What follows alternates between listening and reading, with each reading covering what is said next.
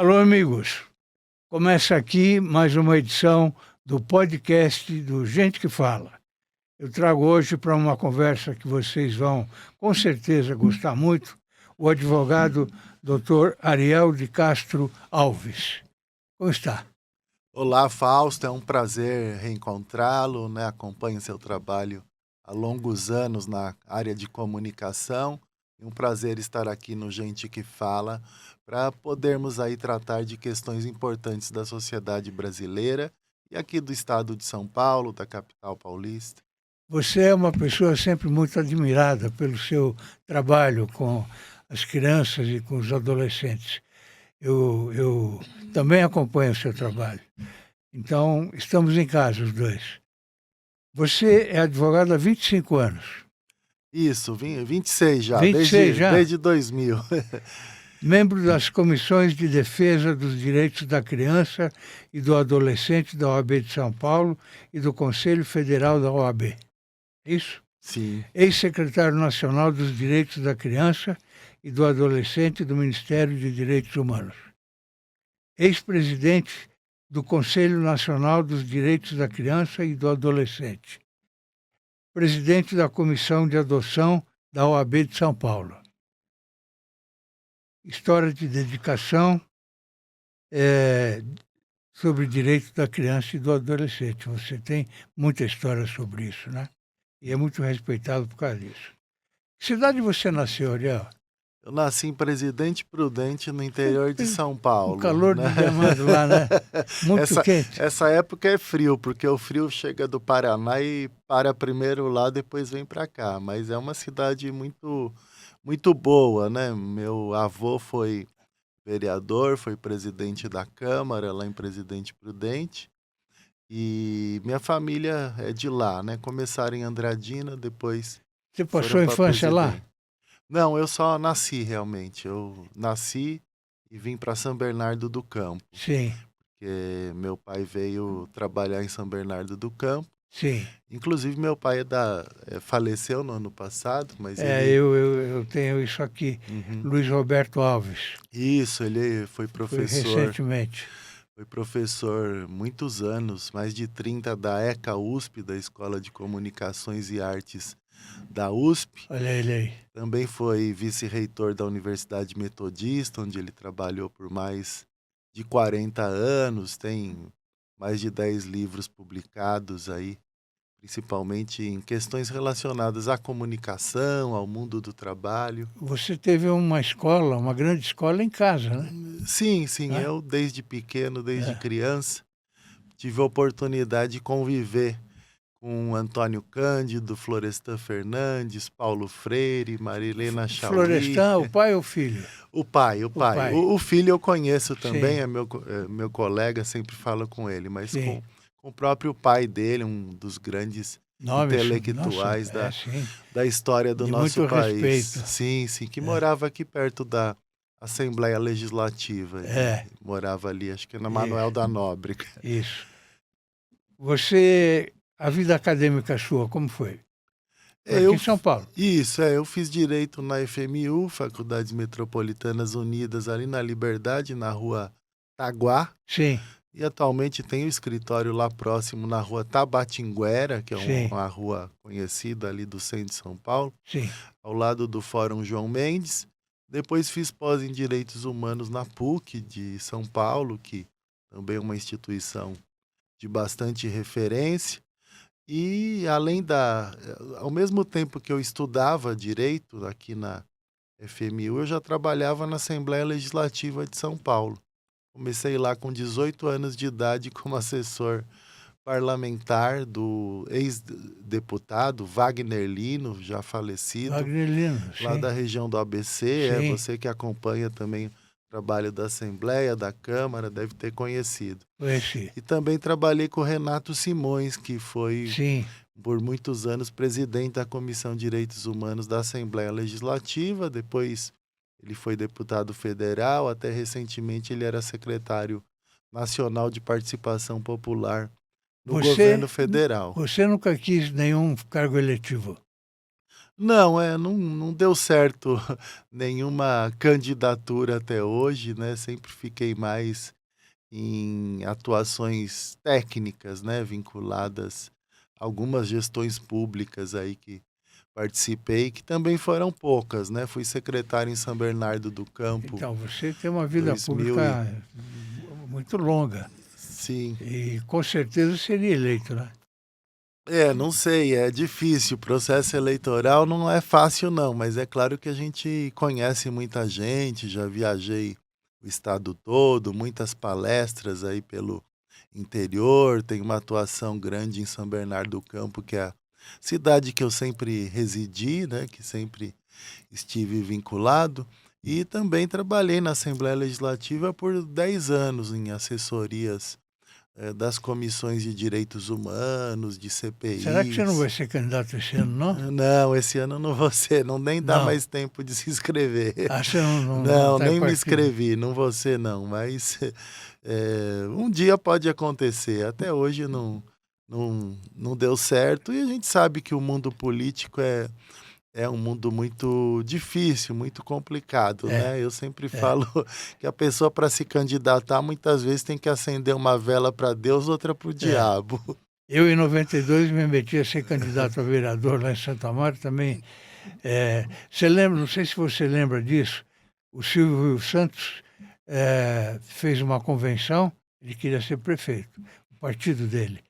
E o partido que eu estava, do Arnaldo Faria de Sá, também fez uma convenção. Aí ficaram dois candidatos. O que o Uhum, Superior Tribunal Federal fez? Anulou tudo. uhum. Quem era candidato deixou de ser e tal, e ficou por isso mesmo. Daí também eu não quis Uhum. mais saber. É, Não é fácil, né? é, Muitas frustrações, é. muitas dificuldades. Eu tive depois no executivo, que é Sim, melhor. sim. No executivo você consegue investir também com muita criança, muito Uhum. adolescente. No É, executivo a gente consegue fazer um trabalho, né? é, Mas muitas vezes a gente também, como o cargo é de confiança, fica sujeito às interferências sim, políticas, às sim, determinadas pressões, é. mudanças, e chega uma hora que a gente tem E haja que cair pressão, né? fora, né? Haja pressão, Sim. né? Eu É, fui secretário em São Bernardo na gestão do Luiz Marinho, que hoje é ministro do Trabalho, sim, foi eu entre conheço. 2009 e 2013. Sim. E fui secretário no início do governo Lula, né? Eu tinha coordenado a transição em direitos da criança e do adolescente, também o programa de governo nessa área. E depois fui para lá, mas acabei ficando só 4 meses. Tive divergências com o Silvio Almeida, que era o ministro na época, que ele depois também acabou se envolvendo num escândalo e acabou tendo que deixar o governo. É, esse que é o problema, né? Então na política, É complicado. a política existem todas essas situações, né, intercorrências que podem Agora, oco Ariel, você decidiu trabalhar com crianças e jovens, que Uhum. é o seu forte, né? O Sim. que levou você a isso? Na verdade, desde a infância, né, eu tive até meu pai influenciou bastante nisso, porque ele criou uma ONG chamada Projeto Meninos e Meninas de Rua de São Bernardo. Sei. Junto com a pastora Zeni, da Igreja Metodista, com o apoio da Universidade Metodista, onde ele licionava, É, e ele chamou estudantes do jornalismo da Metodista, da teologia, para irem para as ruas pesquisar sobre a situação dos meninos de rua na cidade. E depois esse trabalho acabou virando uma organização social de apoio aos meninos de rua. E eu acompanhava esse trabalho aos finais de semana e muitas vezes ia com os estudantes, com meu pai também, isso eu tinha 6, 7 anos de idade. E aí a gente conhecia alguns jovens e voltávamos no fim de semana seguinte, daí eu perguntava, cadê o João, cadê a Maria? E daí os outros falavam, não, esse foi assassinado, o corpo apareceu na represa Billings, esse foi enterrado num cemitério clandestino. Então, quer dizer, isso acabou me indignando, me impulsionando sim, a atuar nessa área, porque sim. pensava, eu tinha tudo, né? Estudava em colégio particular, tinha todas as condições, né, de vida, de alimentação, de vestuário, de viagem internacional, e tinha crianças e adolescentes que sequer conseguiam viver de uma semana até a próxima. Então, isso me indignou e aí eu comecei a sempre ter uma sensibilidade para esse tema, para essa causa. Essa área social também me fascina muito, sabe? Eu não sei se você lembra ou conhece a Ana Luísa dos Anjos Garcês. Sim, já ouvi falar, sim. Então, essa menina eu consegui, quando eu era secretário de esportes, Uhum, ela estava. Eu passei pelo turno da 9 de julho e tinha um grupo de jovens tomando banho ali no chafariz. uhum, E aí eu pedi para a assessoria localizar essa Ana Luísa, porque eu tinha visto uma entrevista dela na televisão. Aí ela foi conversar comigo e disse para mim que gostava de correr, etc. Eu falei, bom, eu vou dar um jeito aqui, você vem morar aqui na secretaria, no uhum. Centro Olímpico. E ela foi. Aqui no Ibirapuera. Aqui no Ibirapuera. Uhum, Hoje ela, bom, daí para frente ela teve médico, dentista, tudo uhum, que precisava. E começou a correr pelo exterior. uhum, E hoje ela é conhecida. uhum, As emissoras de televisão procuram e tal. uhum. Então foi uma. Eu consegui fazer Um resgate, esse né? resgate, mas que vale a pena. E eu fiquei. Ela liga para mim sempre para dizer como é que está, o que vai fazer. Uhum, Está com 63 anos por aí. uhum. Sim. E eu fiquei muito feliz em ter conseguido, né? Sim, o trabalho social ele É, tem esses méritos, né, é, da gente conseguir é, ter exemplos, né, é, importantes de pessoas é. que a gente conseguiu colaborar, Aliás, ajudar. essa menina roubava, Uhum, assaltava mesmo, é, é, mexia com drogas e uhum, ela está completamente recuperada. Há uhum. muitos anos já. Sim, sim. É, Tem isso, vários jovens que eu é, atendi, principalmente na época da Fundação Criança ou no próprio projeto Meninos de Rua, que eu também já fui presidente lá em São Bernardo. Fundação Travessia, que eu trabalhei aqui na Líbero Badaró, e tantos projetos sociais que a gente depois vê que viraram professores, viraram sim. artistas, É. né, que E fica todo orgulhoso conseguiram, em ver, né? conseguiu estar no em esportes, em atividades, até mudaram para o exterior e foram exercer suas profissões, ou viraram até advogados, engenheiros, então a gente fica orgulhoso, né? Então a Fica área mesmo. social, ela traz também esses méritos. É claro que traz muitas frustrações, né? Que muitas vezes a gente não consegue dar continuidade ao trabalho, até pelos obstáculos políticos e a gente depois acaba saindo, né, desses trabalhos que a gente inicia e depois não tem uma continuidade adequada, né? Mesmo lá no meu trabalho em São Sempre Bernardo, acontece isso. eu inaugurei lá a primeira república para atender adolescentes usuários de drogas, principalmente do crack. Daí, quando eu saí da prefeitura em 2013, por uma mudança política no próprio governo do Luiz Marinho, esse trabalho não teve Tudo que você continuidade, fez né? não Então, adiantou nada. É. então fechou essa, e era o primeiro centro de atendimento para adolescentes usuários de drogas e também a república para jovens, né? Muitas vezes o jovem, o adolescente está num abrigo e ele é atendido até 18 anos. Depois ele sai e não tem apoio nenhum. Então nós inauguramos uma república para atender esses jovens que saíam dos abrigos, até com o apoio da empresa Cirela, né, um apoio voluntário meio deles de doação na época. E isso, logo que eu saí da prefeitura em 2013, também a casa acabou sendo fechada e a prefeitura não deu continuidade. Então a gente, claro que tem alguns casos de sucesso, mas a gente tem muitas frustrações exatamente pela política, né, que muitas vezes se torna um obstáculo para a gente dar continuidade a esses Eu trabalhos. conheço muito bem o que você está falando. Eu fui secretário também no Estado, no governo do Fleury. Uhum, E eu, naquela época, eu fiquei 2 anos. Eu montei 200 escolinhas de futebol para crianças. Cada uma das escolinhas tinha 500 meninos. entre 9 e 14 anos. Uhum. Eram 200. E os patronos eram antigos craques do futebol. Então era fácil, porque eu ia na periferia, levava o jogador e todo mundo queria dar a mão para o jogador, conversar e tal. Foi um projeto muito bonito mesmo. Levei para jogar no Japão, numa viagem oficial. Chamei o Mirandinha, que era um jogador Sim, conhecido, Mirandinha, para ele ser técnico. sim. Ficamos 21 dias no Japão com a criançada. E foi um sucesso. Dos 10 jogos feitos lá, ganhamos 9. E passamos por 5 cidades. Mas aí o ponto que você falou, quando eu saí, as escolinhas foram fechadas. E as crianças ficaram sem a escolinha. Isso entendeu? é muito triste, né? Acaba frustrando Não há a todos continuidade. nós.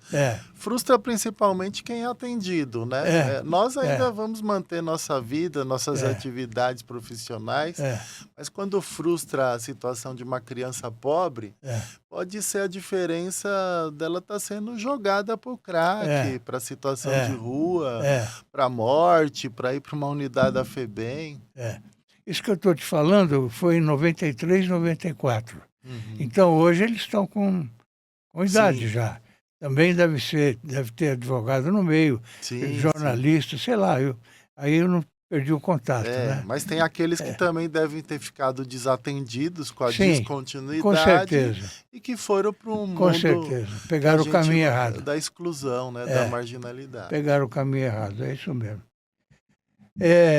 Desde os primeiros anos de vida, Ariel, você testemunhou a luta pelo fim da ditadura militar e a mobilizar movimentos sindicais. Foi isso? Sim. Como foi esse período? Meu pai tinha uma atuação lá na região do ABC, que no enfrentamento à ditadura, ele era estudante da faculdade de teologia no início ali da Metodista, estudante da USP também. Inclusive, ele estudou junto com o pai do ministro Padilha, né? O Anivaldo Padilha era um grande amigo dele, o pai do ministro Alexandre Padilha. Os dois foram perseguidos pela ditadura. Depois meu pai teve que ir para fora do país, foi viver no exílio em Israel, um período da ditadura. E aí, quando voltou, é que eu nasci em 77. Então, desde os primeiros dias de vida, a gente acompanhou, né, a situação, né, de perseguição política. Eu também, desde 80, eu ia com meu pai, com 3 anos de idade, nas passeatas, nos movimentos dos metalúrgicos da região do ABC, um movimento que gerou o próprio presidente Lula e tantos outros sindicalistas importantes naquele período, e muitos atuam até hoje.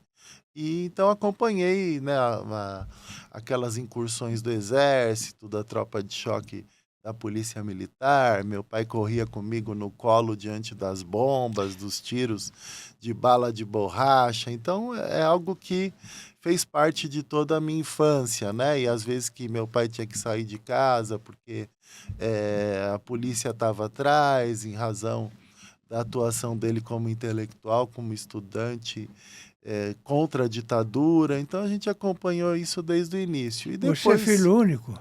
Não, eu tenho um irmão mais velho que é intelectual também, é professor nos Estados Unidos, estudou na Universidade de Yale e mora até hoje nos Estados Unidos há mais de 30 anos. Chama José Celso. Tem um mais novo que chama Daniel. E tem uma irmã que é irmã adotiva do meu pai, mais recentemente a minha madrasta, que chama Ana Sara, que mora aqui na Vila Mariana, aqui em São Paulo. Então Seu pai foi embora com quantos anos? Irmãos. Com 78 anos. Novo? Né? Sim. O que aconteceu?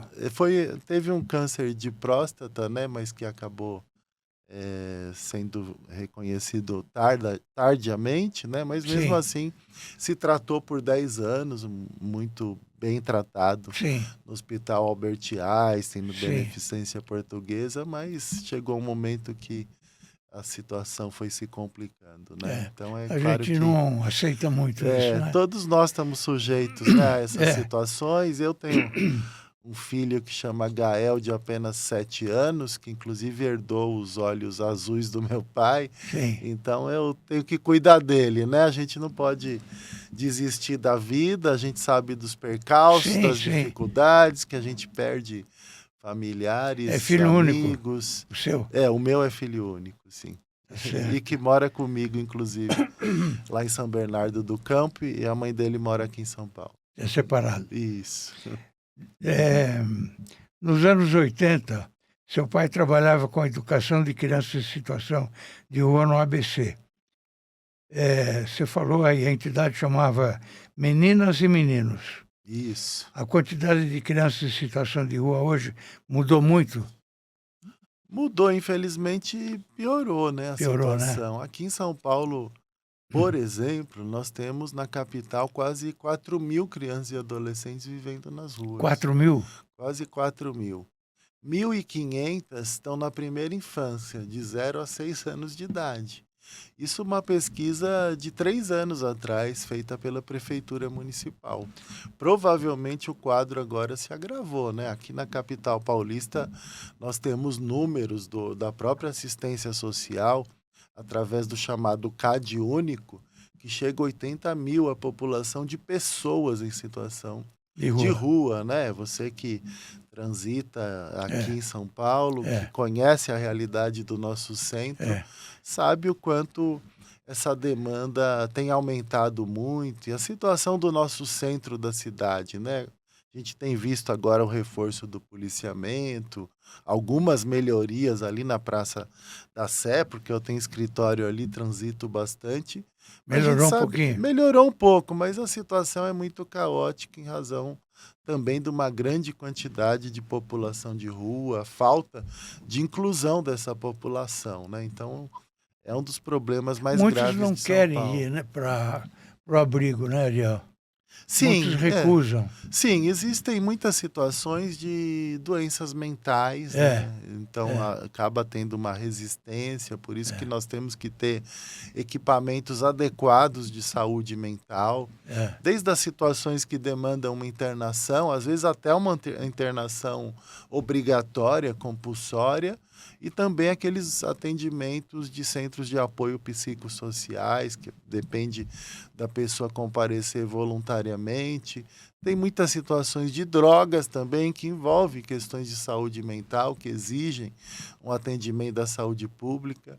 Tem muita gente na população de rua que são egressos do sistema penitenciário, quer dizer, não consegue nenhum tipo de trabalho, nenhum tipo de atividade e acabam ficando nas ruas também. Então, são múltiplas situações. Agora, precisam ter programas adequados, né? Nós tivemos algumas iniciativas importantes, como as Vilas Reencontro, né? Que são casas, né? Para as famílias em situação de rua ficarem, que foi, inclusive, um projeto do meu amigo Carlos Bezerra, que é vereador, que certamente você conhece, que é pastor também. Sim. Então, foi uma iniciativa importante, mas é claro que não deu conta de toda a quantidade de população de rua. Então, tem os albergues, né, que muita gente se queixa da qualidade também dos serviços que são prestados. Tem aqueles centros-dia que a população de rua é atendida durante o dia e depois à noite, muitas vezes eles não têm para onde ir. Então, nós temos uma complexidade muito grande, né? Eu atuo também há muitos anos com o padre Júlio Lancelotti, que você deve conhecer, é uma figura importante aqui da cidade de São Paulo e do Brasil, né? Desde a época da antiga FEBEM, eu já visitava as unidades de internação. Eu queria trazê-lo aqui, inclusive, mas eu não tenho o contato dele. Sim, eu vou passar o contato para vocês e vou ajudá-los aí para que ele possa vir participar. É uma figura emblemática, né? Que tem há muitos anos lutado por políticas públicas da população de rua. Nos últimos anos, ele mesmo inaugurou uma biblioteca para a população de rua, através da Pastoral do Povo de Rua, uma academia para a população de rua. Então, precisam ter essas iniciativas de inclusão. Mas nós só vamos resolver esse problema, de fato, além dos programas sociais, com habitação, com oportunidades de trabalho, com oportunidades de estudo e com atendimento na área de saúde mental. Então, ainda precisamos, né, de uma qualificação dos serviços sociais para atender essa população. Muita gente evita e critica a compulsória, né? Mas às vezes é necessário. Em algumas situações, sim, né? é. Quando a pessoa está gerando risco à sociedade, né? Ou a si mesmo, né? E a si mesmo também, ainda mais quando se tratam de adolescentes, por exemplo. Então, quando aquela pessoa está numa situação de suicida, Precisa né? de ajuda. De autolesão, ela tem que ser contida, Precisa né? de ajuda. E muitas vezes ela está também usando droga e cometendo crimes, gerando risco para as pessoas. Então, nesses casos, são necessários esses procedimentos, mas sempre depende de um aval, né, de um parecer de um técnico, de um médico. Tem que demonstrar que já se tentaram outras alternativas, atendimento voluntário no Centro de Apoio Psicossocial. Essa pessoa já passou por vários programas sociais e que nunca teve êxito. Então, daí você vai para uma medida mais drástica, mas tem que ser sempre Mas é para o bem, né? individualizado. Em alguns casos acaba sendo necessário. Infelizmente, no Brasil, nós temos muita disputa entre os setores que são pró-internação compulsória com aqueles que são contra, e daí acaba entrando num radicalismo e quem precisava ser atendido acaba não sendo atendido adequadamente. Sim. Não se chega a uma conclusão. Não né? se chega porque se fica num duelo, né? É sempre essas situações de radicalismo, de polarização, elas não contribuem, né, para o bem, né, da sociedade, né? O que nós vemos também no nosso próprio país hoje, né? A verdade é que a gente se sente muito mal quando vê essas pessoas na rua, né? Sim, a gente se sente frustrados, né, de mãos atadas, sem ter como ajudar de alguma forma. Às vezes a gente vê crianças aí de colo, com os pais drogados, mulheres grávidas usando crack, né? Às vezes os pais e mães usando crack na frente dos Tem filhos. gente formada, né, na rua. Sim. Brigou com a família, ou sei lá o que aconteceu, foi para a rua. Sim, situações de desgraça familiar, né? A pessoa... conflitos, né? A pessoa acaba sendo excluída da família pelo próprio uso de droga, tipo aqueles usuários que acabam vendendo televisão, joias, vendendo tudo que a família tem, e daí a família não aceita mais que eles fiquem, e também busca serviços de atendimento e muitas vezes não encontra, né? Essa acaba sendo a realidade. Ou você... Mesmo quem tem condições econômicas, para você pagar uma clínica de drogadição, internar uma pessoa, é um custo de 5, 6 mil por mês, né? Sim. Até as escolas particulares hoje estão custando isso, os colégios. Muitas vezes a internação chega a 10 mil reais. E quem que vai ter condições de pagar isso por mês? E quem depende do serviço público acaba tendo uma enorme dificuldade de encontrar um tratamento adequado para essas pessoas. E acabam essas situações que nós temos aí, as cracolândias hoje, que estão em toda parte das cidades. Antes nós tínhamos uma cracolândia apenas no centro de São Paulo. Hoje, toda esquina a gente vê alguma cracolândia. Espalhou, né? Espalhou bastante. Conheça o Prevente Mais, o plano da Prevent Senior para somar saúde. Com unidades temáticas exclusivas, cada cuidado se transforma em uma experiência única. Uma ampla rede credenciada, sempre perto de você. Remoção aérea que garante segurança em qualquer lugar. É mais confiança, mais qualidade e mais tranquilidade que só o plano pioneiro em cuidado com os sêniors pode oferecer. Prevente Mais, porque cuidar bem é entregar mais. Você é a favor ou contra a maioridade penal, Ariel? Eu sou contra a redução no sentido de que não acho que colocar adolescentes no sistema prisional falido, superlotado, dominado por facções criminosas, resolva o problema. Então, com base em tudo que eu estudei, que acompanhei nesses anos todos, por exemplo, a reincidência na Fundação Casa hoje, que nós lutamos para reformular, você deve lembrar da época da Imigrantes, tinha 3.000 internos, Sim, do Tatuapé. sim. Então, desde aquela Tatuapé época... tem uma história, depois eu te conto. Desde aquela época eu já frequentava, já ia lá nas rebeliões, tentar tirar os reféns, eu e o Padre Júlio, então acompanhamos bastante todo esse processo, até o próprio Alexandre de Moraes, hoje ministro do Supremo, chegou a presidir a FEBEM lá em 2004. Veio ao programa Gente que Fala quando era presidente da sim. FEBEM. E naquela época eu também tinha bastante contato com ele me consultava para muitas das questões. E hoje a reincidência na Fundação Casa, que ela teve toda a mudança, criação de unidades pequenas no interior, no litoral, mesmo aqui na capital, ela diminuiu o número de internos. Há 10 anos tinha 10.000, hoje tem 5.000, e a reincidência está em 20%. E naquela época das grandes rebeliões, a reincidência chegava a 50%. E o sistema prisional de São Paulo, segundo os dados do Ministério da Justiça, a reincidência ultrapassa 40%. Então, quer dizer, as unidades de internação elas recuperam mais que o sistema penitenciário, né? Qualquer centro de detenção provisória aqui em São Paulo hoje cabem 500 e tem 1.500 pessoas. Não tem trabalho, não tem educação e quem domina tudo é as facções. Os agentes nem entram dentro dos estabelecimentos, das celas, dos raios lá. Então, quem administra são os próprios membros das facções. Então, não entendo.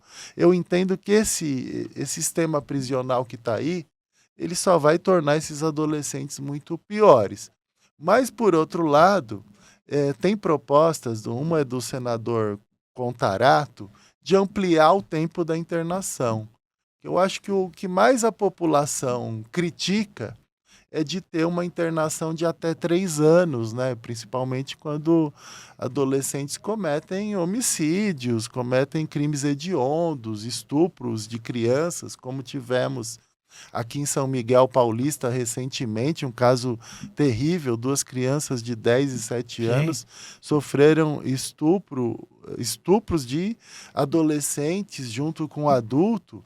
Esse adulto está sujeito a uma pena que vai ultrapassar 20 anos, e os adolescentes até 3. Então, é isso que a população questiona. Então, existem propostas para, nesses casos de crimes graves, os adolescentes terem uma internação de até 10 anos, no caso dos crimes hediondos. E nos crimes menos graves, de até 5 anos.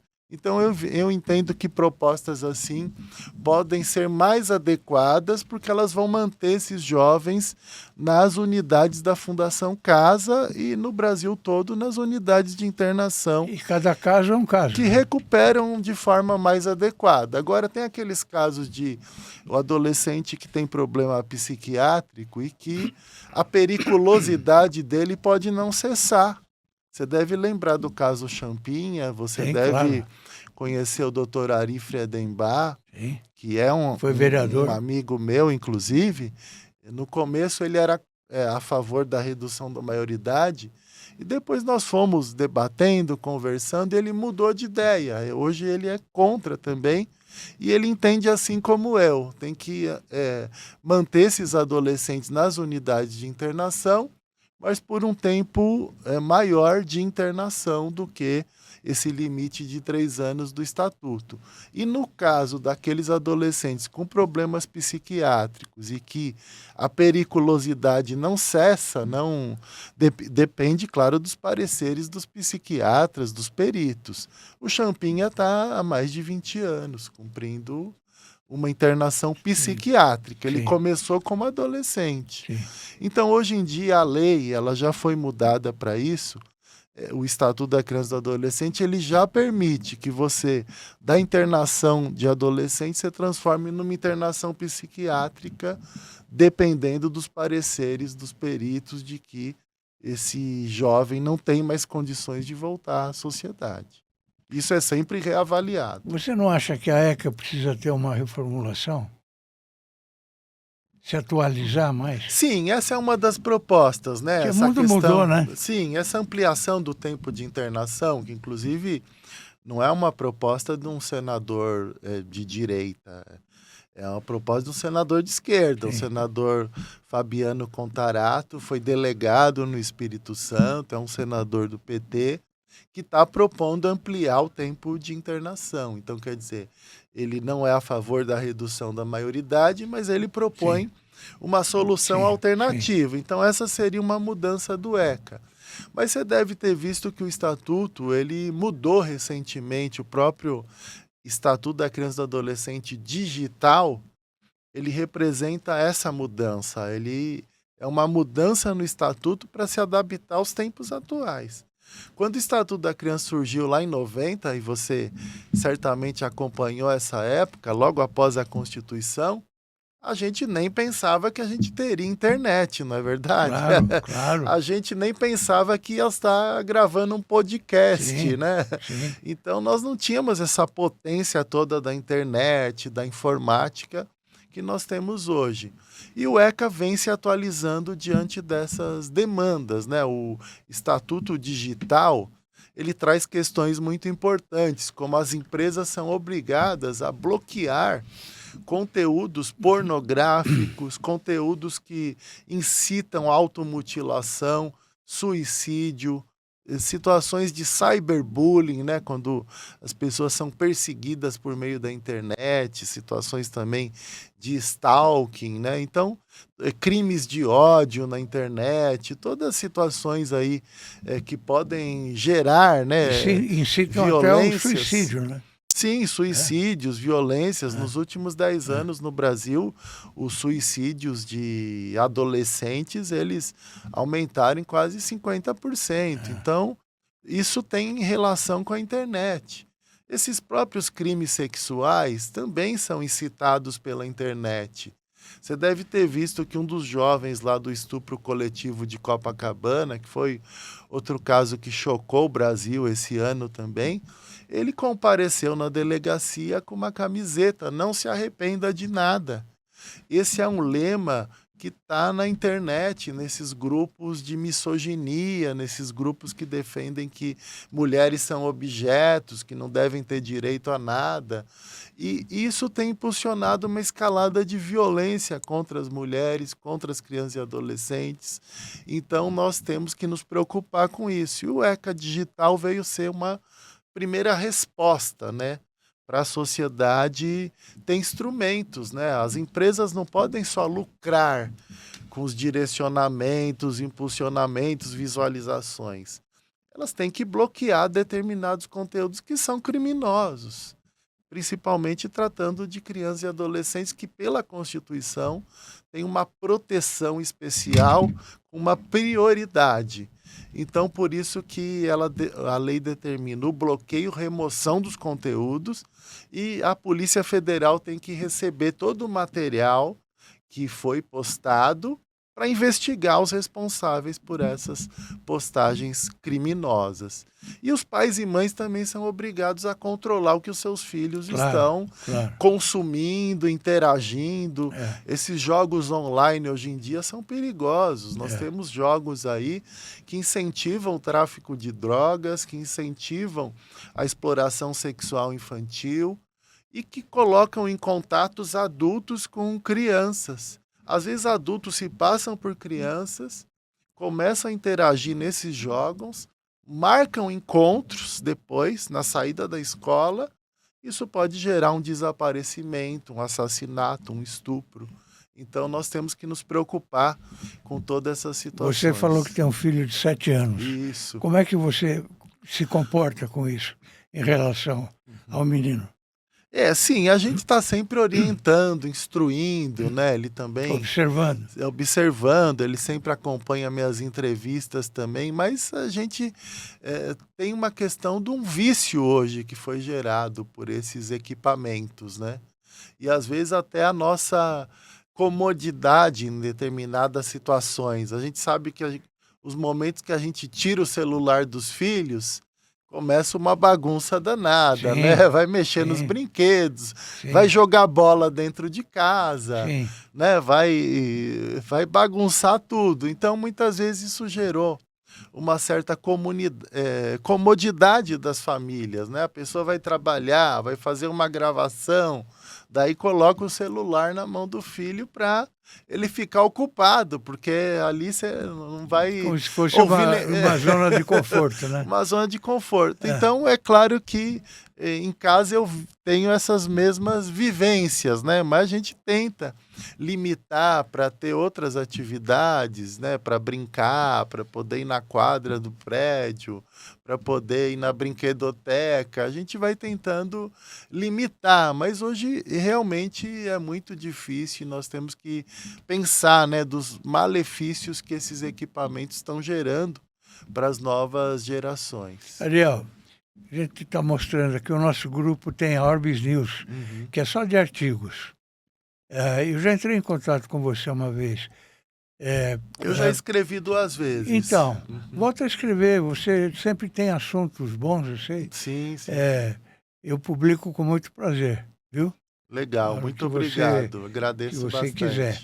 Sim, É, é um site bem atualizado, bem moderno aí, que dá bastante espaço aí estamos indo aí com mais de 100 mil já Uhum. leitores. Ah, legal. Ultrapassamos o número. Olha, como é que... como impedir menores de idade que entrar no crime? Sim, Tem um jeito de... essa é uma dificuldade, né? Mas você, como você trabalhou na Secretaria de Esportes, foi secretário, tem experiências exitosas que você acompanhou, a gente sabe que o crime inclui quando o Estado, a sociedade e a família excluem. Sim. Então, nós precisamos reverter essa lógica. Hoje, por exemplo, uma criança, adolescente, custa R$ 1.000 por mês no ensino público. Na Fundação Casa, ela vai custar 10 mil por mês. Então, você prevenir custa muito menos do que você depois remediar. Você tentar reeducar, ressocializar, e muitas vezes não vai ter êxito. Então, nós precisamos, acima de tudo, da educação, o ensino integral, que ainda não atinge nem 20% das crianças no Brasil, é uma medida importante da criança ir para a escola de manhã e à tarde ela continuar na escola, mas com outras atividades. Não o próprio ensino formal, pode ter um reforço escolar, mas cultura, esportes, mas lazer... Mas teria que ser tempo integral. Sim, no caso dos adolescentes, na escola de ensino médio, deveria ter ensino profissionalizante no período integral. Então, você tem metade do dia o ensino comum do ensino médio, e a outra metade do dia aprender alguma profissão, um ensino mais técnico, preparar para o mundo do trabalho. Vai almoçar como se deve, vai comer lanche como se deve. Já educar para almoçar, educar para poder ter um costume alimentar adequado, né? Não comer só esses lanches aí de fast food que também estão gerando muita obesidade infantil e enormes problemas de saúde, né? Como diabetes precoce e outros problemas. Então, nós precisaríamos incentivar e ampliar esse ensino em tempo integral. E é uma forma até da criança ou adolescente não ficar exposta aos perigos da internet e aos perigos das ruas também. Os traficantes. Os pais numa comunidade periférica, eles ficam com esse medo. Se está em casa, está usando o celular. Aqueles que têm aparelhos, né, e acesso à internet. Mas hoje se ampliou bastante, até tem iniciativas públicas de acesso à internet. Ou então ele está refém do crime, né? De poder ser aliciado para o crime ou para exploração sexual. Igual essas crianças lá de São Miguel Paulista, uma de 10, outra de 7. Elas saíram da escola e depois sofreram o estupro. porque elas estavam ali brincando na rua e foram aliciadas por criminosos. Então, é claro que existe esse temor, né, das famílias. E claro que a educação em tempo integral ela geraria uma segurança, uma proteção muito maior. E tem programas também importantes. Por exemplo, o adolescente ele precisa de uma bolsa de estudos para ele ter um incentivo para poder estar na escola. Um adolescente de barriga vazia, sem nenhuma condição financeira, que não tem nenhum apoio do pai e da mãe, ele se torna massa de manobra fácil para o crime organizado. Então, e a gente sabe, você já foi adolescente, eu já fui. Quando a gente mais precisa de recursos, ainda mais porque a nossa sociedade, ela prega que nós somos conforme o ter e não o ser. Então, hoje a gente é valorizado se a gente tem um iPhone, se a gente tem um tênis de marca. Então, a sociedade tem um apelo consumista muito grande. E o adolescente ele sofre esse apelo, essa exigência no meio social que ele vive, e ele a maioria deles não tem condição financeira. E isso acaba também contribuindo para a criminalidade. Então é necessário também ter bolsas de estudo, incentivos para que esse jovem não saia da escola. O primeiro sinal que uma criança ou adolescente está em risco ou usando drogas, ou indo para a criminalidade, quando abandona a escola. Então, nós temos que ter uma busca ativa forte por parte da educação, com os conselhos tutelares, com a assistência social, para que nenhum adolescente ou criança fique fora da escola, e temos que ter incentivos também. É claro que no caso das crianças, nós temos o Bolsa Família. De alguma forma, é um incentivo, porque obriga que as famílias mostrem que a criança está matriculada e frequentando a escola. O Pé de Meia foi outra proposta que saiu do governo de transição, na área da criança e do adolescente que eu coordenei, da necessidade de bolsa para os adolescentes não deixarem as escolas. Já é uma medida importante, mas nós temos que intensificar com a ampliação do estudo em tempo integral e de cursos profissionalizantes, ensino técnico, também nas escolas, nesse período integral. Você falou aí em crime organizado, né? E está na ordem do dia essa questão de chamar de terroristas o PCC, o Comando Vermelho e tal. Você concorda com isso? É claro que para quem vive nessas áreas conflagradas, né, quem vive numa comunidade, que tudo se depende do crime organizado, até para andar numa rua de um lugar para o outro, você tudo tem que ter autorização. Imagina você viver num lugar que tem uma pessoa com um fuzil na mão e você tendo que pedir autorização, né? Claro que eu já fui em muitas comunidades e infelizmente tive que pedir autorização para entrar, para participar de atividades em algumas comunidades. Então Paraisópolis é um dos exemplos desse. Então é claro que nesse ponto de vista a pessoa está vivendo um terrorismo, está sofrendo, né? Um terrorismo. É um terror, porque você está ameaçado. Se a gente que vai eventualmente se sente ameaçado por uma pessoa com um fuzil, que a gente tem que pedir uma autorização, imagina para quem vive todos os dias. Tribunais do crime, que a pessoa é acusada de alguma coisa, mesmo que ela seja inocente. Se um vizinho inventa, você cometeu um abuso sexual, você está sujeito a ser executado pelo Tribunal do Crime, porque eles não têm a ampla defesa, o contraditório que nós temos na nossa justiça, nos nossos meios policiais. Então, nesse sentido, é um terrorismo. Você depender de acesso à internet, receber gás, acesso à luz, à água, tudo você depende do crime organizado ou da milícia também. Então, se quisessem colocar tudo, coloca também as milícias. Sim, lá do Rio de Janeiro. Dois lados. É uma forma também de terrorismo, né? São os dois lados.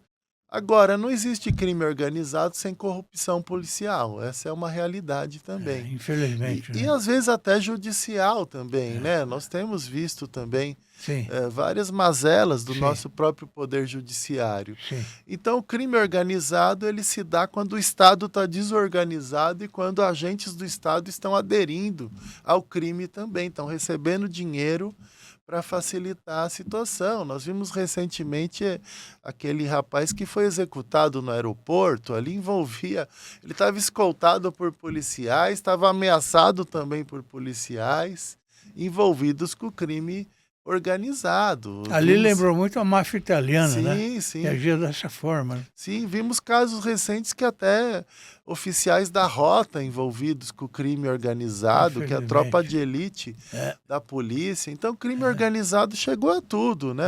Quantas vezes também nós já ouvimos que distritos policiais muitas vezes são verdadeiros balcões de negócios. Só vai preso quem não paga Sim. na hora do flagrante. Sim. Muitas vezes negociações com intermediação de maus advogados também. Faz um acertozinho ali. Advogados bandidos, faz um acerto e o boletim de ocorrência some, o flagrante some e fica tudo certo. Então, Claro que tem exceções. Sim, não, são casos, claro, que pontuais, mas infelizmente corriqueiros na realidade também da nossa polícia e com a infiltração também do crime organizado no judiciário. Nós vimos recentemente juiz, desembargadores vendendo sentenças, né? Casos que foram mostrados pela própria imprensa. A gente nunca imaginou um negócio desse. Né? Sim, sim. Então, toda a situação é muito grave.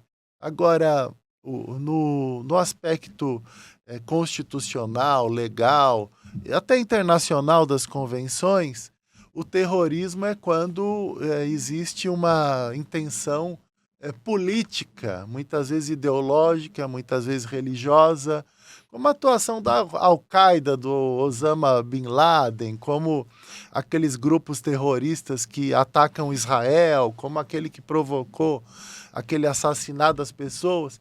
Qual que é a intenção do grupo terrorista? É atacar o Estado. Eles não querem vender drogas. Eles não querem roubar bancos para pegar dinheiro. Às vezes eles até fazem para pegar dinheiro, mas para financiar o terrorismo deles. Eles querem atacar o Estado e até tentar derrubar determinado Estado, como os grupos terroristas tentam derrubar o Estado de Israel.